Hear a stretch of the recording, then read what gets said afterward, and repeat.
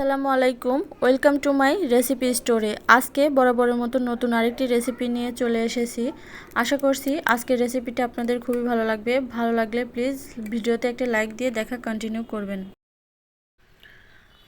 দিয়ে দিচ্ছি গরম পানি 1 কাপ, ইস্ট 1 টেবিল চামচ, 2 টেবিল চামচ গুঁড়ো দুধ। আর এটাকে এখন ভালো করে মেশাতে হবে যেন এর মধ্যে গুটি গুটি ভাব না থাকে। ভালো করে মেশানোটা হয়ে গেলে এখন এর মধ্যে দিয়ে দিচ্ছি চিনি 3 টেবিল চামচ, আর দিয়ে দিচ্ছি 1 চা চামচের মতো লবণ। এখন ভালো করে ময়দাটা অ্যাড করে মেখে নেব। এখানে আমি 1 কাপ পরিমাণ ময়দা নিয়েছি, আর এটাকে একটু মেখে নেব। এখন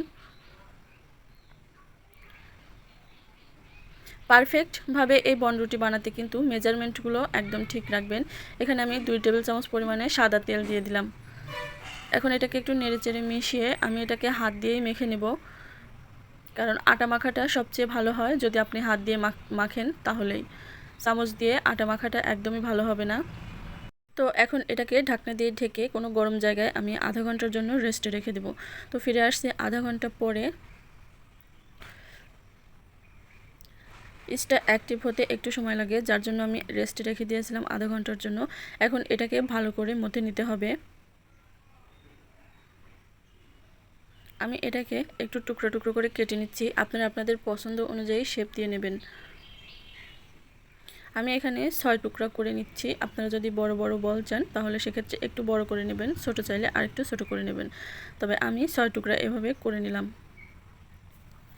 এখন এটাকে একটু হাতের সাহায্যে এভাবে গোল গোল করে নিতে হবে। এভাবে গোল করে নিয়ে আমি একটা প্লেটে এভাবে রেখে দিচ্ছি। তো সবগুলোই আমি একটা প্লেটে দিয়ে দিচ্ছি, আর একটু ফাঁকা ফাঁকা করে দেবেন, কারণ যখন এটা ফুলবে তখন কিন্তু একসাথে লেগে যাবে। এখন এটাকে আরও 15 মিনিটের জন্য ঢাকনা দিয়ে ঢেকে রাখবো। দেখুন 15 মিনিট পরে এটা কিন্তু একেবারে ফুলে অনেকখানি হয়ে গেছে। এখন এর উপর দিয়ে আমি ডিমের যে হলুদ অংশটা থাকে, মানে কুসুম, সেটাই উপরে ব্রাশ করে দিয়ে দিচ্ছি। এতে করে কালারটা অনেকটা সুন্দর আসবে।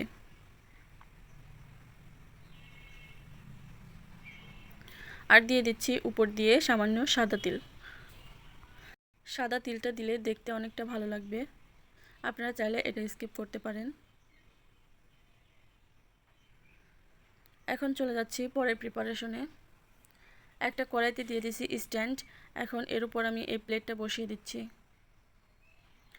বসিয়ে ঢাকনা দিয়ে ঢেকে রেখে দিব আধা ঘন্টার জন্য। ফিরে আসছি আধা ঘন্টা পর। এই যে দেখুন, একেবারে লো হিটে আমি আধা ঘন্টা রেখে দিয়েছিলাম, আর আধা ঘন্টার মধ্যে কিন্তু আমার বনরুটিটা একদম পারফেক্ট হয়ে গেছে। তো আশা করছি আমার আজকের এই রেসিপিটা ভালো লেগেছে আপনাদের। ভালো লাগলে লাইক, কমেন্ট এবং শেয়ার করে দেবেন, আর আমার চ্যানেলটাকে সাবস্ক্রাইব করে পাশে থাকা বেল বাটনটি অন করে দেবেন। তাহলে পরবর্তীতে ভিডিও আপলোড করলে নোটিফিকেশন আপনাদের কাছে পৌঁছে যাবে। আর যদি আমার ভিডিওটা ফেসবুক পেজ থেকে দেখে থাকেন তাহলে পেজটাকে ফলো দিয়ে রাখবেন।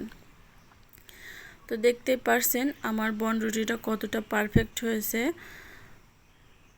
আপনারা বাসায় একদিন এভাবে ট্রাই করবেন, তাহলে আর বাহির থেকে ভেজাল বনরুটি কিনে খেতে হবে না। আমি একটা ভেঙে দেখিয়ে দিচ্ছি এটা কতটা পারফেক্ট হয়েছে।